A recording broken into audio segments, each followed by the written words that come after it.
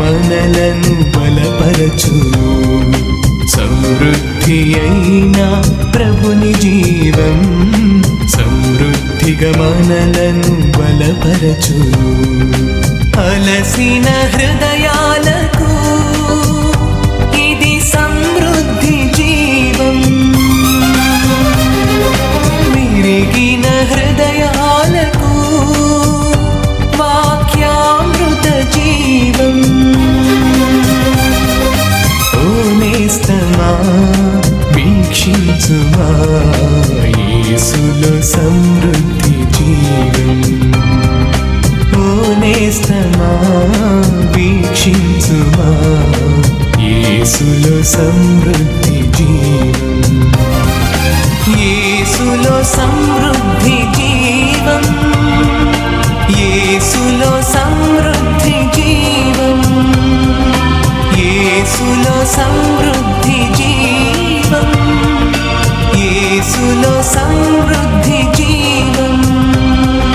సమృద్ధి జీవం. సమృద్ధి జీవం. సమృద్ధి జీవం. సమృద్ధి జీవం. Praise the Lord. దేవుని నామానికి స్తోత్రం కలుగును గాక. ఈ బైబిల్ అనుదిన వాక్య ధ్యానాలు డైలీ బైబిల్ డివోషన్స్ అనే ఈ కార్యక్రమానికి మిమ్మల్ని అందరినీ కూడా ప్రేమపూర్వకంగా ఆహ్వానిస్తున్నాను. ప్రతిదినం కూడా మనం దేవుని యొక్క వాక్యాన్ని ధ్యానిస్తూ ప్రభు మనతో చెప్పుచున్నటువంటి ఆత్మీయ సంగతులను మనం ఎన్నో సంగతులు నేర్చుకుంటున్నాం. ప్రతి విషయాన్ని బట్టి నేను ప్రభువుని స్తుతిస్తున్నాను.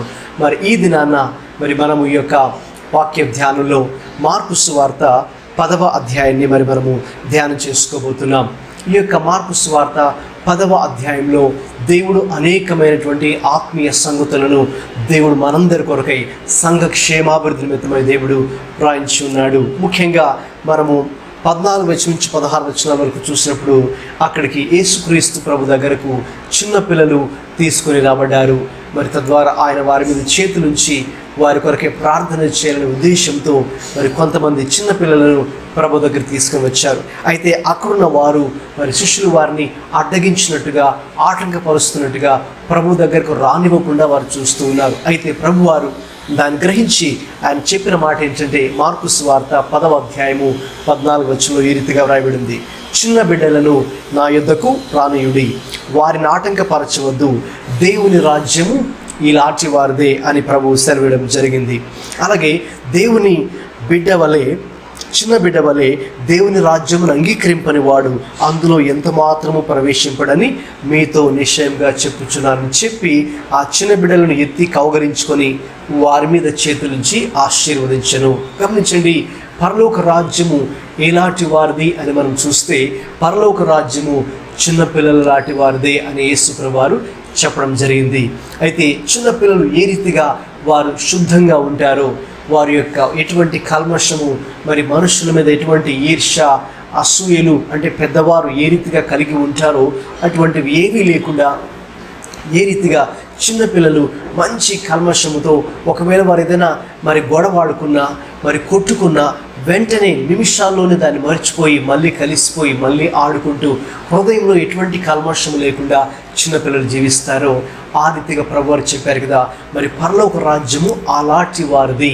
అంటే ఎవరైతే అటువంటి చిన్నపిల్లల మనస్సును కలిగి శుద్ధమైన మనస్సును కలిగి హృదయము అంతరంగంలో ఎటువంటి చెడుతనము మనం కలిగి ఉండకుండా పరిశుద్ధమైన హృదయాన్ని ఏ రీతిగా కలిగి ఉంటామో అటువంటి వారిదే దేవుని రాజ్యము అని ప్రభు సెలవిస్తున్నారు. అయితే నీకు అటువంటి మనస్సు ఉన్నదా? చిన్నపిల్లలు ఎటువంటి పరిశుద్ధమైన మనస్సు కలిగి ఉంటారో నీవు అటువంటి పరిశుద్ధమైన మనస్సు కలిగి ఉన్నావా? ఈ యొక్క సమయంలో మనం పరీక్షించుకొని దేవుని వాక్యపు వెలుగులో మనం కూడా అటువంటి మనస్సు మనకు ఇవ్వాలని ప్రభువుని అడగాలి. గమనించండి, ఈ యొక్క అధ్యాయంలో ఒక సన్నివేశం కూడా జరుగుతోంది. అదేంటంటే ఒకసారి ఒక ధనవంతుడు ప్రభు దగ్గరికి వచ్చి, ప్రభువా నేను నిత్య జీవాన్ని పొందుకోవాలంటే ఏం చేయాలి అని అడుగుతాడు. అప్పుడు ప్రభు ఇదిగో ఈ ఆజ్ఞలన్నీ కూడా అనుసరించు అని చెప్పడం జరుగుతుంది. అయితే ప్రభువా నేను వాటిని నా బాల్యం నుండే అనుసరిస్తున్నాను కదా అని చెప్పడం జరుగుతుంది. అప్పుడు ప్రభువారు చెప్పిన మాట ఏంటంటే, అయితే నీకు ఒకటి కొద్దుగా ఉన్నది, నీవు వెళ్ళి నీకు కలిగిందంతా కూడా అమ్మి బీదలకి ఇమ్మని చెప్పడం జరుగుతుంది. అప్పుడు పరలోకమందు నీకు ధనం కలుగుతుంది, అప్పుడు నీవు వచ్చి నన్ను వెంబడించమని ప్రభువారు ఆ వ్యక్తికి చెప్పడం జరుగుతుంది. అయితే గమనించండి, ఆ వ్యక్తి మాత్రం ప్రభువారు చెప్పిన మాటను ఇష్టపడక అక్కడ 22వ వచనంలో ఈ రీతిగా వ్రాయబడి ఉంటుంది, అతడు మిగుల ఆస్తి గలవాడు గనుక ఆ మాటకు ముఖము చిన్నబుచ్చుకొని దుఃఖపడుచు వెళ్ళిపోయిను అని ఇక్కడ వ్రాయబడం జరుగుతుంది. గమనించండి, ఎందుకు యేసుక్రీస్తు ప్రభువారి యొక్క మాటకు అతడు ముఖము చిన్నబుచ్చుకొని వెనక్కి వెళ్ళిపోయాడు అని మనం చూస్తే, అతని యొక్క మనస్సు, అతని హృదయము ఎక్కడ ఉందో మనకు అర్థమవుతుంది. అతడు కలిగి ఉన్నటువంటి ధనము మీద, అతడు కలిగి ఉన్నటువంటి ఆస్తి మీద తన యొక్క మనస్సు, తన యొక్క హృదయము ఉన్నట్టుగా మనం చూస్తూ ఉన్నాం. గమనించండి, మరి ఎవరైతే ఆ రీతిగా ఎవరి మనస్సు అయితే ఒక దాని మీద కేంద్రీకరిస్తారో వారి హృదయము, వారి మనస్సు, వారి దృష్టి, వారి ఏకాగ్రత అంతా కూడా దాని మీదనే ఉంటుంది. ఇక ప్రభుని అతడు వెంబడించలేకపోయాడు. ప్రభుని తనకున్న ఆస్తిని అమ్మి పేదలకు పంచిపెట్టి ప్రభు చెప్తున్నట్టుగా ఇక ప్రభుకే ప్రథమ స్థానాన్ని అతడు ఇవ్వలేకపోయాడు. అయితే ఈ మాటలు వింటున్నటువంటి మరి మనము నిజముగా మనము ప్రభుకి మన జీవితాల్లో, మన హృదయంలో ఆయనకు ప్రథమ స్థానాన్ని ఇస్తూ ఉన్నామా? లేక ఆయనకు కాకుండా మన హృదయము ఇంకా దేని మీదనైనా, అది ధనం కావచ్చు, ఆస్తిపాస్తులు కావచ్చు, ఈ లోక సంబంధమైన విషయాలు కావచ్చు, చివరికి మనకు చదువు కావచ్చు, మనకున్న తలాంతులు కావచ్చు, అది ఏదైనా కావచ్చు, ప్రభు స్థానంలో మరి ఏది కూడా రాకూడదు అని ప్రభు యొక్క ఉద్దేశము. అయితే ఈ మాటలు వింటున్న మరి మనము ఒకవేళ ఈ దినాన్న మన జీవితాల్లో ప్రభుకి అటువంటి స్థానము ఇవ్వనట్లయితే, మరి ఈ దినాన్న ఒక తీర్మానం తీసుకొని మరి ప్రభుకి మన జీవితాల్లో మొదటి స్థానాన్ని ఇస్తామని ప్రభువుతో చెప్పి ఆ రీతిగా మన యొక్క జీవితాలను కట్టుకునే వారిగా ఉండాలి అని దేవుని యొక్క వాక్యము సెలవిస్తున్నది. అలాగే ఈ యొక్క మార్కు సువార్త 10వ అధ్యాయంలో ఇంకొక ప్రాముఖ్యమైన విషయాన్ని మీతో పంచుకోవాలని ఆశిస్తున్నాను.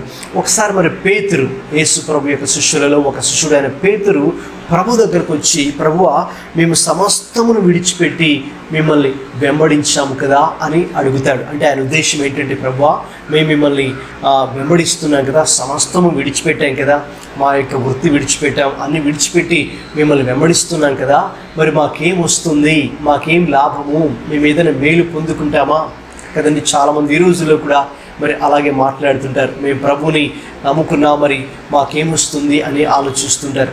అయితే గమనించండి, యేసు ప్రభువారు ఇచ్చినటువంటి సమాధానం చాలా అద్భుతంగా మనం చూడగలము.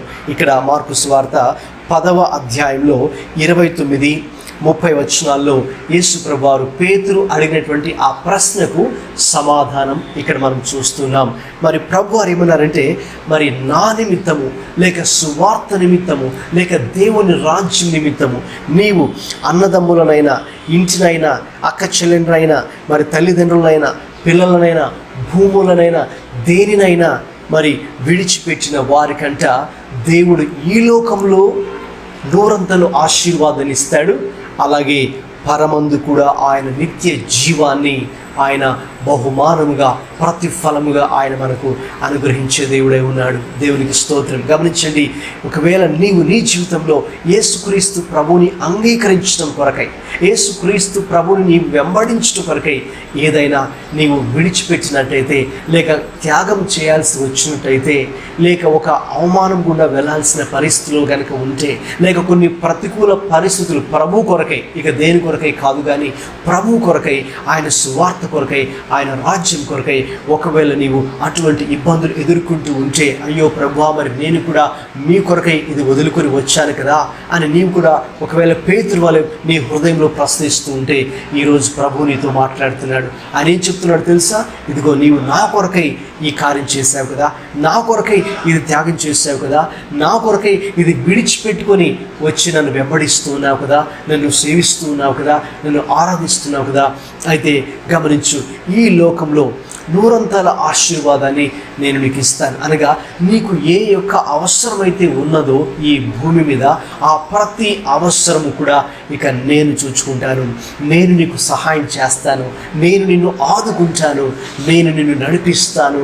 నీవేమీ చింతించాల్సిన అవసరం లేదు. నేను పోషించే దేవుడు నేనే, నీకు సహాయం చేసే దేవుడు నేనే, నేను నడిపించే దేవుడు నేనే అని ప్రభు అయిన యేసుక్రీస్తు తెలియజేస్తున్నారు. అంత మాత్రమే కాదు, ఈ భూమి మీద మాత్రమే కాదు, గమనించండి, మన ప్రభువును వెంబడిస్తున్నందుకు ఏదో ఈ భూమి మీద ఉన్నప్పుడు మన అవసరతలు అన్నీ తీర్చబడడం కోసం మాత్రమే కాదు, కానీ దీనికి ఎన్నో రెట్లు మించినటువంటి మనం మరణించిన తర్వాత అసలు జీవితం ప్రారంభమవుతుంది. కాబట్టి ఆ నిత్య జీవాన్ని ప్రభు మనకు అనుగ్రహించాలని ఆయన ఆశిస్తున్నారు. 100% పాలు, నూరంతల ఆశీర్వాదం ఈ భూమి మీద, అలాగే ఈ భూమిని మనం విడిచిపెట్టి వెళ్ళిన తర్వాత ఆ యొక్క పరలోక రాజ్యంలో కూడా ప్రభు అయిన యేసుక్రీస్తు మనకు నిత్య జీవాన్ని అనుగ్రహించాలని ఆయన ఆశిస్తున్నారు. గమనించండి, అందుకే మరి మనము యేసయ్యను నమ్మకత్వంతో నమ్మకముగా ఆయన్ని వెంబడించేవారిగా ఉండాలి. ఈ లోకంలో ఉన్నప్పుడు మనకు కొన్ని ఇబ్బందులు రావచ్చేమో, కొన్ని ప్రతికూల పరిస్థితులు ఏర్పడవచ్చేమో, అయితే దానిని చూచుకొని మీరు విశ్వాసంలో వెనుకంజ వేయాల్సిన అవసరం లేదు. కానీ ఎందుకంటే ప్రభు మనకు సహాయం చేసే దేవుడు కాబట్టి ఆయన చెప్తున్నట్టుగా మార్కు సువార్త 10:28, 29, 30 వచనాల్లో మరి ప్రభువే మనకు ఆ నూరంతల ఆశీర్వాదాన్ని ఈ లోకములోను అలాగే రాబోయే రాజ్యములోను, దేవుని రాజ్యములోను మరి ప్రభు మనకు అటువంటి నూరంతల ఆశీర్వాదాన్ని ప్రభు ఇవ్వడానికి సిద్ధంగా ఉన్నారు. కాబట్టి ప్రభువే ఈ వాగ్దానం, ప్రభువే ఈ మాట మనకు అనుగ్రహించారు. కాబట్టి ఇక మన జీవితాల్లో పరిస్థితులు ఎలా ఉన్నప్పటికీ, లేక మనం ఎంత వ్యతిరేకతలు గుండా వెళ్ళాల్సి వచ్చినా కూడా, లేక మనం ఎంత ప్రతికూల పరిస్థితులు ఎదుర్కోవాల్సి వచ్చినా కూడా ప్రభు కోసం వాటిని ధైర్యంగా ఎదుర్కొందాం. ఈ లోకంలో దేనిని గురించి మనం చింతించాల్సిన అవసరం లేదు. ఎందుకంటే ప్రభు యొక్క నూరంతల ఆశీర్వాదము ఈ లోకంలోనూ అలాగే మరి రాబోయే లోకమందు, పరలోకమందు కూడా మనకు సమృద్ధిగా నిత్య జీవాన్ని ఆయన అనుగ్రహించడానికి యేసయ్య సిద్ధంగా ఉన్నారు. కాబట్టి ఈ యొక్క ప్రభు అనుగ్రహించేటటువంటి ఈ నూరంతల ఆశీర్వాదాన్ని ఈ దినాన నీవు మనందరూ కూడా పొందుకోవాలని అందరూ కలిసి ప్రార్థన చేద్దాం. ప్రేమగల తండ్రి, ప్రభువా, మా హృదయము, మా మనస్సు ఎల్లప్పుడూ కూడా అయ్యా చిన్నపిల్లల మనస్సును పోలి పరిశుద్ధమైనదిగా ఉండుటకు దేవా సహాయం చేయండి తండ్రి. అలాగనే ప్రభువా, ఆ యొక్క ధనవంతుడైన యవనస్తుడి ప్రభువా, ఇదిగో తన యొక్క హృదయము, తన మనస్సు అయ్యా మీ మీద కాకుండా ధనము మీద, ఆస్తిపాస్తుల మీద ఉన్నది కాబట్టి మిమ్మల్ని వెంబడించలేకపోయాడు. అయితే మేము మీకు అలా కాకుండా అయ్యా ఎల్లప్పుడూ కూడా మీకు అయ్యా ప్రథమ స్థానాన్ని మేము ఇవ్వడానికి మీరే సహాయం చేయండి. అలాగే ప్రభువా మరి తండ్రి, మిమ్మల్ని మేము వెంబడిస్తున్నందుకు అయ్యా, మేము కొన్నిటిని వదిలిపేసుకొని మిమ్మల్ని వెంబడిస్తున్నందుకు ఇదిగో నూరంతల ఆశీర్వాదము ప్రభువా ఈ లోకమందు అలాగే రాబోయే లోకమందు కూడా మీరు మాకు అనుగ్రహించడానికి సిద్ధంగా ఉన్నారు. అందుని బట్టి దేవా మీకే వందనాలు, స్తోత్రాలు చెల్లించుకుంటూ మీరిచ్చేటటువంటి నూరంతల ఆశీర్వాదములు ప్రభువా ఈ మాటలు ఎవరైతే వింటున్నారో దేవా ప్రతి ఒక్కరికి అనుగ్రహించమని, వారికి ఉన్న ప్రతి ఒక్క నిరాశ నిస్పృహ నుంచి వారికి విడుదల అనుగ్రహించమని, మీ కృపలో వారిని నడిపించమని యేసుక్రీస్తు ప్రభు వారి పరిశుద్ధ నామములో అడుగుచున్నాము తండ్రి. ఆమేన్, ఆమేన్.